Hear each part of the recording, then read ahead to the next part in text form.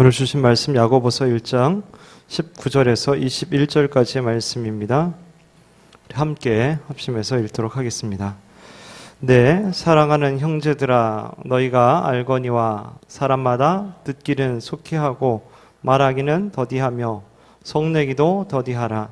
사람의 성내는 것이 하나님의 의를 이루지 못함이니라. 그러므로 모든 더러운 것과 넘치는 악을 내어버리고 능히 너희 영혼을 구원할 바 마음에 심긴 돌을 온유함으로 받으라. 아멘. 더운 여름 날씨에 우리의 불쾌지수가 올라가지만 우리의 마음은 주님의 은혜로 상쾌지수가 더욱더 올라가게 되기를 주의 이름으로 축원합니다. 보통 이 불쾌지수가 올라가면 짜증이 나면 사소한 일에도 다툼과 갈등이 생겨나게 됩니다. 검색하다 보니까 갈등지수라는 이런 것들이 있더라고요, 보니까. 그래서 우리나라의 갈등지수가 OECD 국가 중에서 매우 심각한 것으로 그렇게 나타났다고 합니다. 갈등 해소 전문가인 이강원 씨는 특히 산업계와 노동, 공항 건설, 원전 건설, 철도 문제 등 공공 갈등도 심각하다. 우리나라의 갈등으로 인한 사회적 비용은 1년에 적게는 80조 원에서 많게는 246조 원에 달한다. 하지만 갈등을 잘 풀어내면 사회적 비용이 감소하고 선진국을 따라잡을 수 있다. 그러면서 이런 어떤 갈등의 원인에 대해서 한국인의 편협한 세계관, 혈통주의, 다문화 가정과 2세, 이주자, 난민 문제, 성소수자 갈등, 세대 갈등, 지역 갈등, 빈부 갈등, 정부와 국회의 갈등 관리 문제 등을 이야기하고 있습니다. 그래서 요즘에는 듣기로는 회사에서도 갈등 관리 전문가를 두고 있다라고 하는 얘기를 들어봤습니다. 왜냐하면 갈등을 미리 잘 관리해서 해소하면 갈등으로 소비되는 그런 비용을 줄일 수 있다라는 것이죠. 자, 그럼 이런 갈등을 위해서, 해소를 위해서 제일 필요한 것이 무엇일까? 바로 대화라고 생각합니다. 대화로 소통하게 될 때 조직과 공동체가 더욱 건강하게 설 수 있게 되는 것이죠. 혹시 여러분의 가정은 어떻습니까? 대화를 잘 하고 계십니까? 오래전에 개콘의 한 프로였던 대화가 필요해 라는 그런 거 있죠? 다들 보셨을 텐데 옛날 생각하면서 잠깐 보도록 하겠습니다.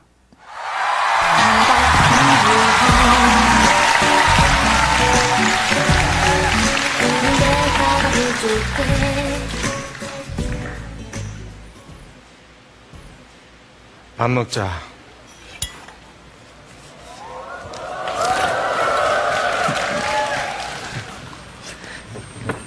죄송합니다.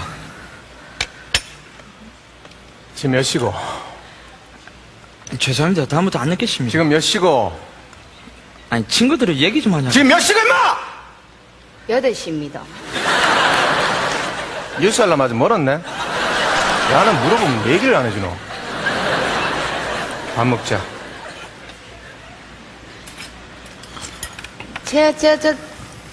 야, 이놈아, 니는 밖에 나갔다 오면 손부터 씻으라고 몇 번이나 얘기했노?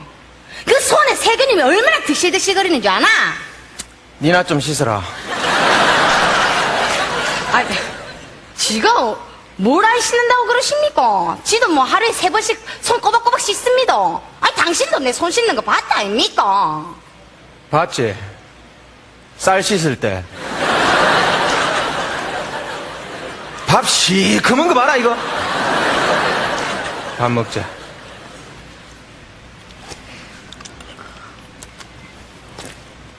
동민님, 요즘 여자친구 생겼나?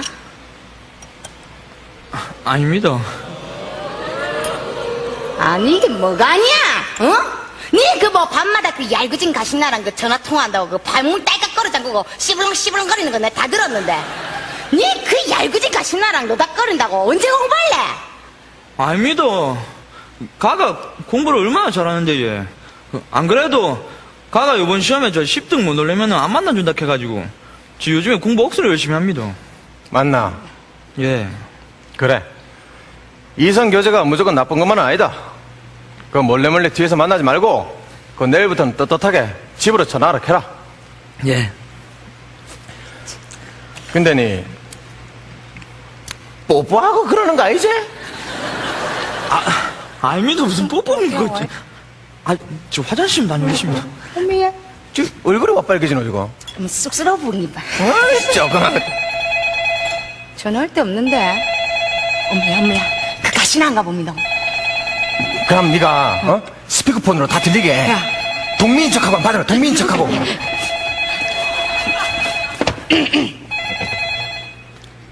여보세요. 오빠야 내다. 와 오늘 전화 안 했노? 네, 오늘 좀 일이 있어가. 어제 잘 들어갔나? 우리 어제 뭐 했더라? 뭐 하기는 어제 오빠 때문에 얼굴 빨개져가 혼났대. 그래 갑자기 내 손을 덥석 잡고 내보내 뽀뽀하면 우야노.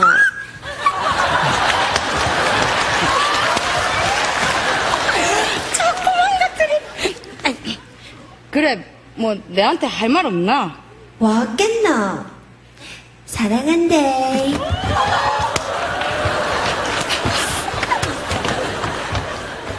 대희 오빠.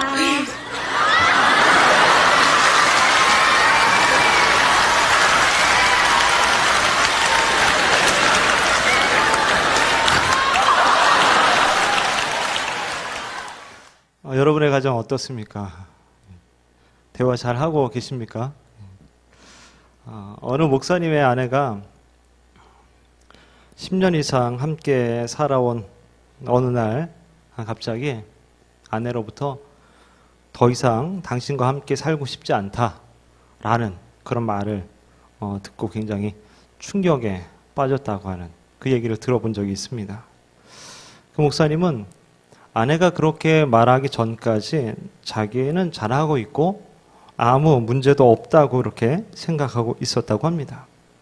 아내도 그동안 참고 또 참으면서 아무런 말도 아무런 표현도 하지 않았던 것이죠. 그러다 갑자기 터지는 바람에 가정에 위기가 오게 된 것입니다.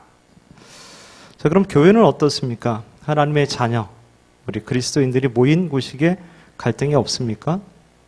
소통이 잘 되고 있습니까? 대화에 어려움이 없습니까?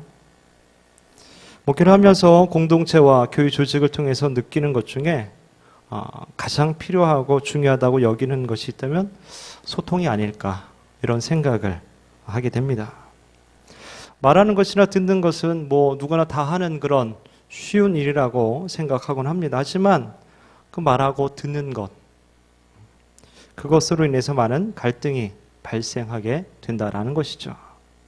상처를 받기도 하고 마음을 아예 닫아 버리기도 합니다.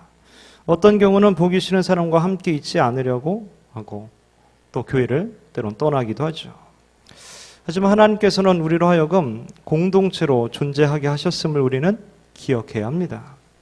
가정과 교회를 만드시고 그 안에서 관계와 감정과 대화, 사랑 등의 훈련들을 하게 하신 것이죠.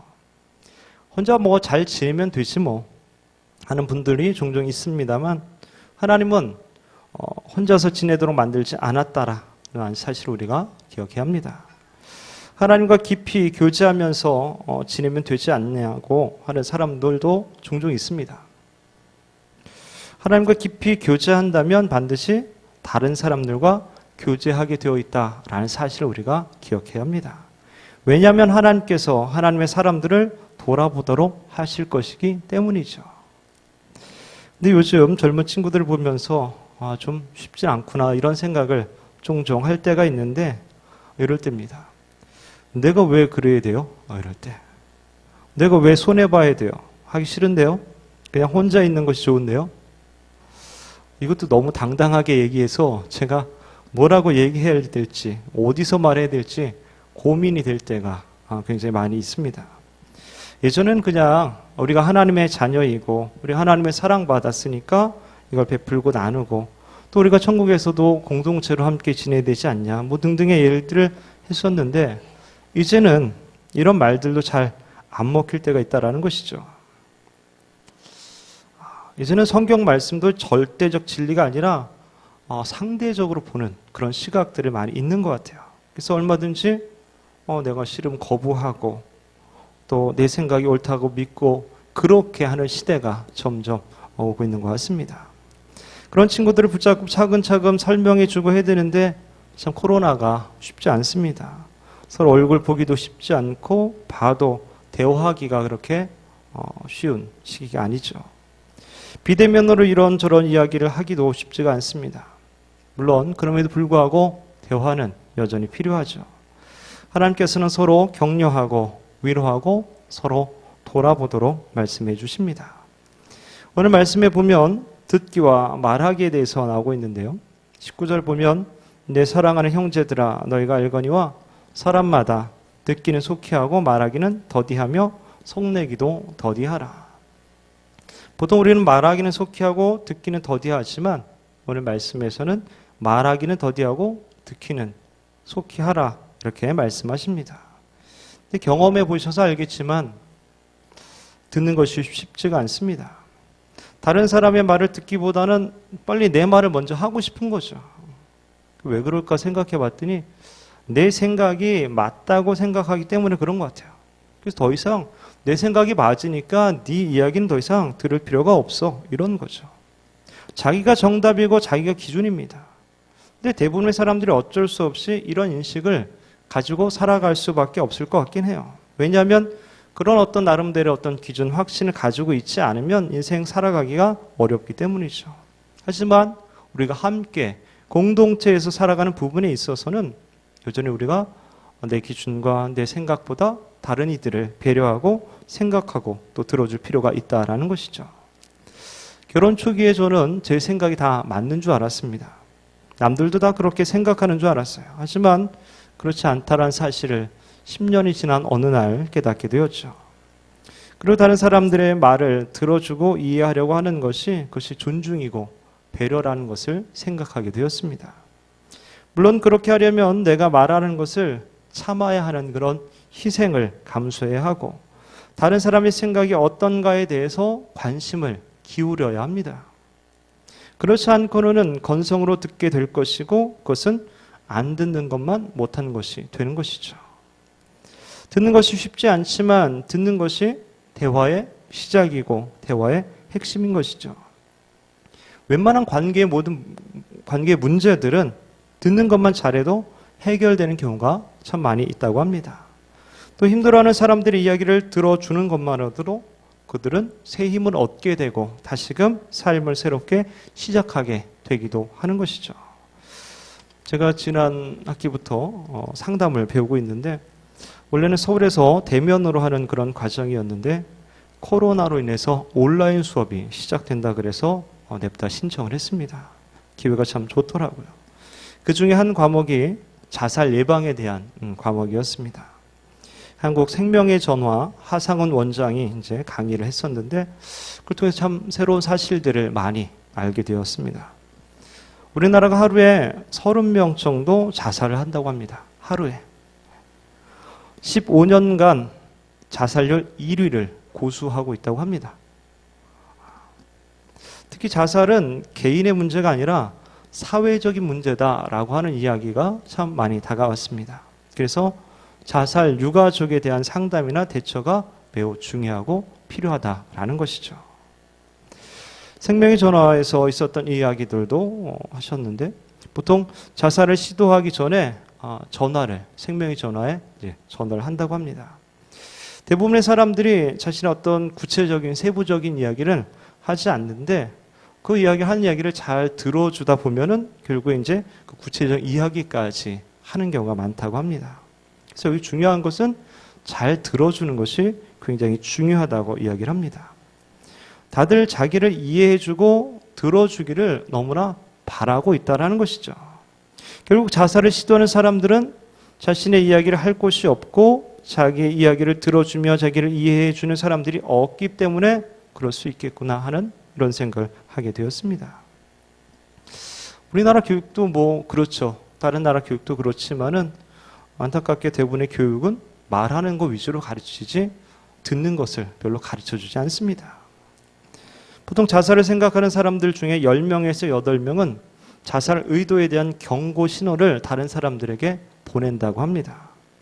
자살에 관한 이야기를 하거나 뭔가 좀 관심을 끌만한 그런 행동을 해서 나름대로 이제 신호를 보내고 있다라는 것이죠. 왜냐하면 자살하는 사람들의 그 대부분은 자기가 죽기를 원하는 것이 아니라 자신이 처해 있는 그런 심각한 정서적인 고통, 또 예를 들면 고립감이라든지 극심한 불행감, 외로움, 스트레스, 상실감 이런 것들이 빨리 끝나기를 바란다라는 거죠. 그래서 죽기를 선택하는 거지 원래 죽고 싶어 하는 건 아니라는 겁니다. 그리고 이것은 모든 사회계층, 종교 집단, 연령 등 누구에게나 일어날 수 있는 그런 일이다라는 것이죠. 그래서 주변에 다른 사람들의 이야기를 잘 들어주고 보살피는 마음으로 대화를 하면서 내가 함께하고 있다라는 이런 메시지를 전해줄 수 있어야 한다라는 것입니다. 또 때론 주변에 심각하게 힘들어하는 사람들이 있는데 스스로 이제 말을 하지 못할 경우도 많이 있다고 합니다. 그럴 때는 먼저 다가가서 질문을 통해서 이제 대화를 하게 하고 그것을 들어주는 것도 필요하다고 합니다. 그래서 이렇게 질문을 할 수도 있습니다. 당신은 불행하고 무력하다고 느끼십니까? 절망감을 느끼십니까? 매일 일상생활을 해나갈 수 없다고 느낍니까? 삶이 무거운 짐이라고 느낍니까? 삶이 살아갈 가치가 없는 것이라고 느끼십니까? 자살을 시도할 것 같이 느끼십니까? 물론 이것은 신뢰관계가 어느 정도 되어 있을 때에 가능한 이야기일 것입니다. 근데 이러한 질문들과 대화가 마치 풍선이 점점 차올라서 터질 것 같을 그런 순간에 바람을 싹 빼주는 것 같은 그런 역할을 해주게 된다라고 합니다.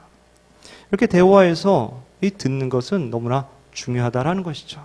때론 상대를 위로하고 격려하고 배려하고 존중하고 때론 삶에 의미를 주게 되는 그런 중요한 역할을 한다라는 것이죠. 두 번째로 말하기입니다. 개인적으로 제일 힘들고 어려운 경우는 이렇게 하면서 말이 안 통하는 사람이 제일 힘든 것 같더라고요. 뭐 말에 대한 뭔가 설명도 하고 때로 설득도 하고 또 이해도 하고 배려도 하고 하는데 이게 말이 이게 안 통하면은 참 그것보다 힘든 일이 없는 것 같더라고요.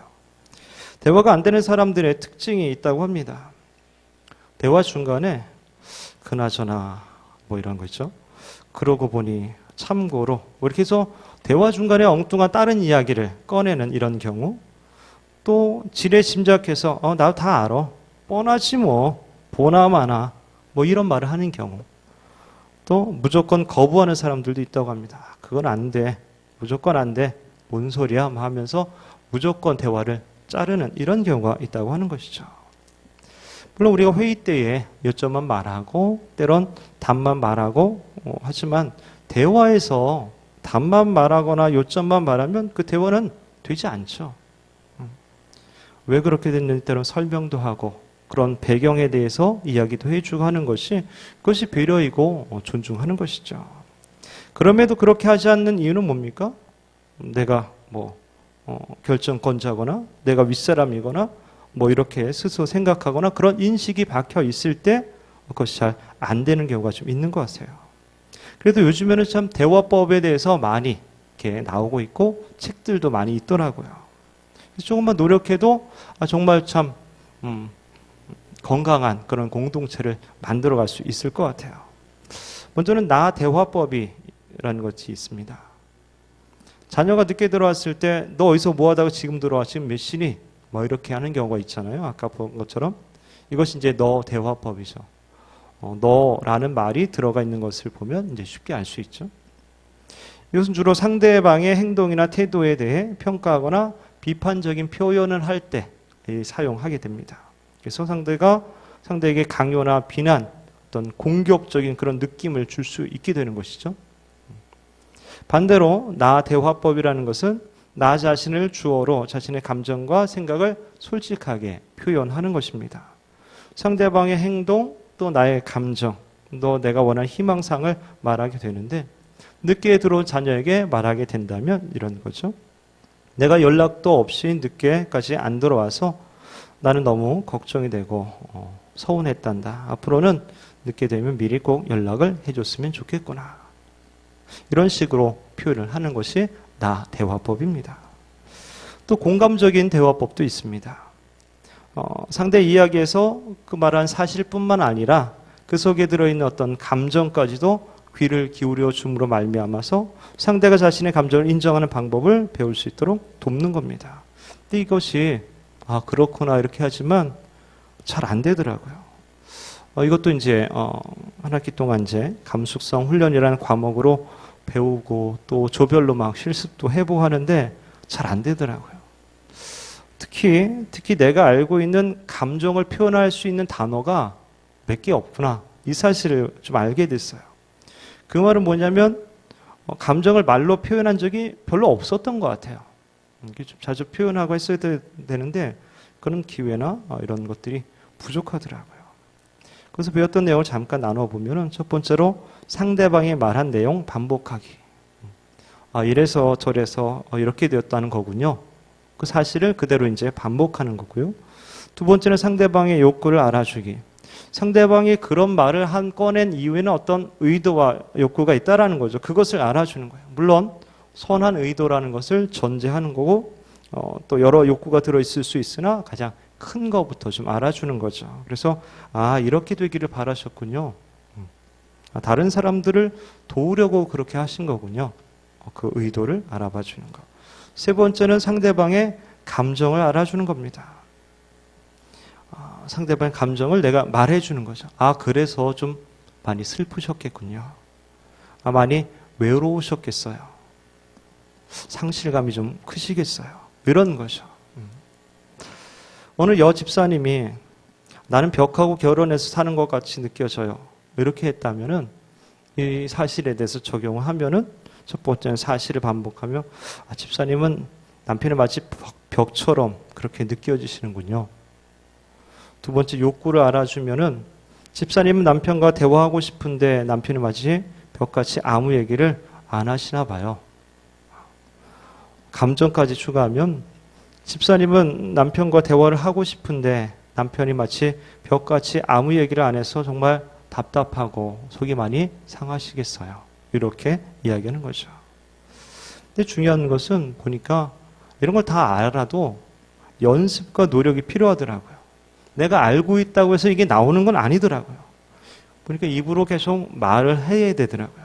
그래서 입에 익어야지 이게 자연스럽게 나오게 되더라고요. 듣기와 말하기를 잘할 때 우리는 우리의 공동체를 더욱더 행복하고 또 아름답게 만들어가게 될 것이고 또한 생명의 방향으로 또 발전하고 성장하는 방향으로 이끌어갈 수 있게 될 것입니다. 마지막으로 대화는 언어적 요소와 비언어적 요소로 구성되었다는 사실을 생각해 볼 필요가 있습니다. 대화할 때 상대방에 미치는 그 영향은 언어보다는 비언어적인 그런 요소가 훨씬 크다라는 거죠. 내가 말할 때 어떤 목소리의 크기라든지 나의 자세나 내가 말한 태도 이런 것들이 더 중요하고 더 많이 전달된다는 겁니다. 상대방이 그 말의 내용을 자신의 관점으로 해석하게 되는 데는 그 자세와 태도, 목소리 이런 것들을 통해서 해석을 하게 된다는 거죠. 그래서 우리는 상대에게 관심과 배려, 섬김과 존중의 마음을 가지고 대화를 할 수 있어야 된다는 것이죠. 예전에 유퀴즈라는 프로에 나온 배우 김영선 씨의 영상을 봤는데 굉장히 좀 인상적이더라고요. 이럴 수가 있나? 이런 생각이 들었는데 함께 보도록 하겠습니다. 아니 배우분들 눈물 연기하는 거 보면 이게 진짜 어떻게 저렇게 막 눈물이 그렁그렁하게 이렇게 좀 매달리게 하다가 뚝 떨어지거나 그걸 어떻게 이렇게 하세요? 그냥 슬프니까 눈물 나는 건데. 억지로 어떤 장면을 생각을 한다거나 그런 적 그게 아니라 없어요. 그냥 그거 빠져서 그게 네. 아니 그 현장에서도 10초만 딱 주세요 하면 10초 만에 눈물을 흘리신다고. 네. 네. 그 인물에 제가 들어가 있기 때문에 금방 나오죠. 또 많이 이렇게 도와주기도 해요. 이 사람이 만약에 감정이 지금 안 잡힌다. 이러면 제가 도와줘요. 감정을 전달해주는. 혹시 여기서도 혹시 부탁을 한번 살짝 드려봐도 됩니까? 그럼요. 그러니까 세호 씨가 좀 많이 장난기도 많고 좀 네네. 산만하시잖아요. 네네. 근데 세호 씨의 감정을 제가 만지고 싶어요. 네네. 잠깐만. 우리는 하는 일이 계속 이게 웃는 일이라서 그런지 몰라도 눈물이 이렇게 막 내가 생각하는 대로 이렇게 안 그렇죠. 나요. 바로 여기 상황을 보지 마시고요. 눈치 보지 마시고 네. 지금은 저 눈만 보세요. 그리고 저한테만 집중을 해주세요. 네. 예, 제가 뭐라고 하는지 제 마음을 읽어주세요. 네.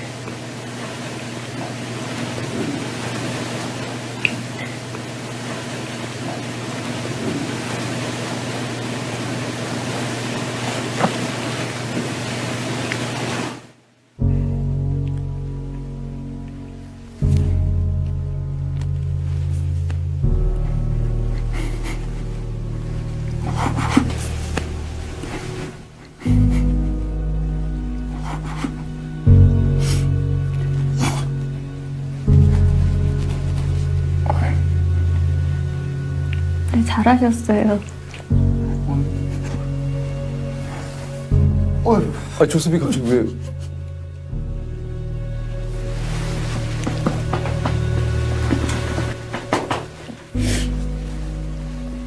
어휴. 영선 씨도 좀. 예. 와, 어휴. 아니 근데 나 너무 놀랐어요. 진짜 솔직히 나 이거 지금 장난이 아니라. 아니 갑자기 조셉이 예. 왜 우는 거? 와, 아니. 아 잠깐 예.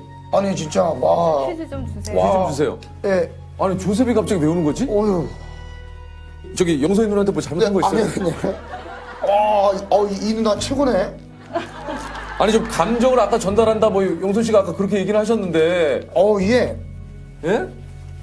너무 감사해요. 저한테 집중을 잘해주셔서. 아니, 진짜. 진짜로.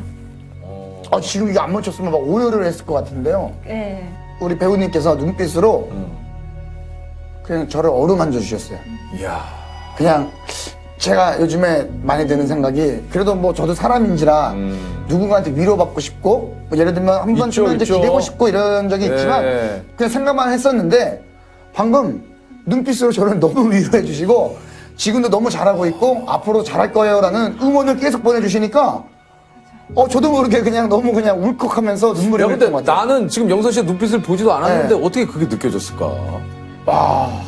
이 정도 구수라면 그죠? 말하지 않아도 대화가 되고 공감할 수 있고 또 위로와 또 격려가 될 것입니다. 하지만 또 이 정도가 아니라면 우리가 말에 우리의 마음을 담아서 표현하는 것 이것이 반드시 필요하다라는 것이죠. 1년 이상 몸이 좀 많이 아파서 힘들었던 분이 이제는 다 나아서 이런 말을 하는 것 좀 들어봤어요. 힘들어하는 자기에게 많이 힘들지 몸은 어때? 괜찮아? 이렇게 한마디 물어봐 주는 것이 너무 고마웠다고 그러더라고요. 저는 그렇게 힘들어하는 분이 괜히 또 물어보면은 오히려 더 힘들까봐 또 잘 안 물어보고 또 애써 괜찮은 척 하면서 서로 그렇게 했던 경우도 있는데 이분은 그렇게 하지 않더라고요. 혼자서 지치고 힘든 몸을 이겨내려고 참 안간힘을 많이 쓸 그때에 그 한마디가 굉장히 좀 힘을 나게 해줬다라는 것이죠. 근데 또 반대로 자 힘들 때 아무 말도 않고 연락도 안 했던 사람들 다시 생각하게 됐다 이런 얘기도 하시더라고요. 사랑하는 성도 여러분, 우리는 서로 소통하고 있습니까? 가정에서, 직장에서, 교회에서, 또 다른 공동체와 사회생활 속에서 우리의 대화는 어떻습니까? 사람을 살리는 쪽입니까? 공동체를 하나 되게 만드는 쪽입니까? 아니면 그 반대입니까? 바라기는 듣기와 말하기, 그리고 나의 마음의 자세와 태도 등을 돌아보면서 또 바르게 소통하여 생명을 살리고 또 공동체를 살리는 그런 은혜로운 삶이 감동적인 삶이 되시기를 주님의 이름으로 축원합니다.